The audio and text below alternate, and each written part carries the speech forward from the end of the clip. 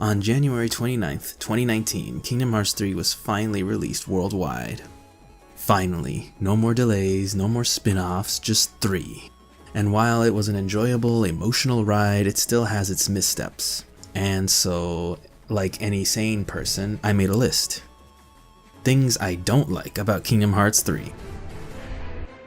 No Final Fantasy characters. None at all. Only some mentions of them from the Olympus Coliseum and in the Toy Box world. It feels so weird. I don't want to say they should have been there to help in the final battle, but at least give a little explanation as to why they weren't there.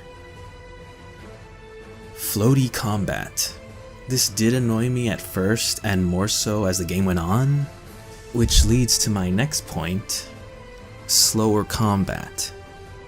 Again, at first the game seems really slow, even the 3-hit combo in the air is slow, when in other games doing a 3-hit combo in the air was slightly faster.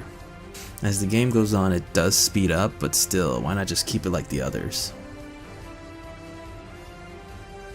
Simplified Combos. I think you can say the same for a lot of Kingdom Hearts games, but Kingdom Hearts 2 is the only one that really had a good combo system. Every other game only had simple one-button combos. Toy Story World too reliant on mech combat.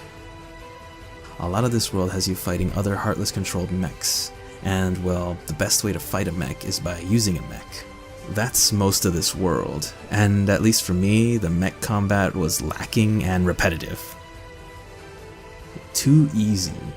I played this game on standard difficulty and only died a couple of times during the final battle. And I just realized I could have upgraded my Keyblade, which could have made the game even easier. Not enough worlds, even though the worlds were longer, but sometimes the worlds felt too long. Would have been better if each world had 2 parts like in the other games.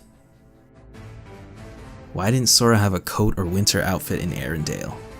Would have been a good opportunity to meet Oaken. Flying the Gummi ship feels off, but it's okay when you're on rails. I think it's cause when flying in all range mode I can never get the right control scheme for it, so it's always awkward for me to control. Elsa does not join our team. No dual wielding Keyblades, but he does dual wield guns and yo-yos. Sora's monster form looks weird. No shipboarding battles except for a few times when you fight a boss ship, so it's not something you can do all the time.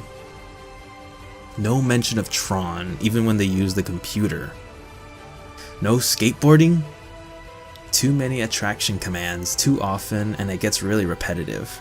Ship and merry-go-round were the least effective in my opinion. When you team up with other Keybladers, you don't get a special team command. Not even with Riku when you could do so in Kingdom Hearts 2. Kairi trains in a timeless area and dies after doing nothing. At one point, Replica Riku takes the other Replica Riku from the vessel and leaves it for Naminé, even though they have Evan to make more vessels for Naminé. Also, we learn that Organization 13 has more vessels on standby. No Olympus Coliseum battles. The Maleficent side story. It felt unnecessary.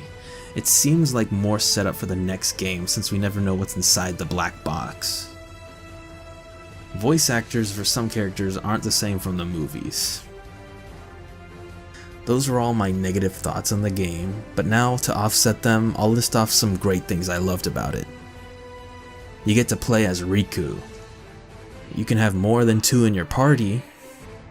You can switch between Keyblades during battle. You can move and use magic at the same time.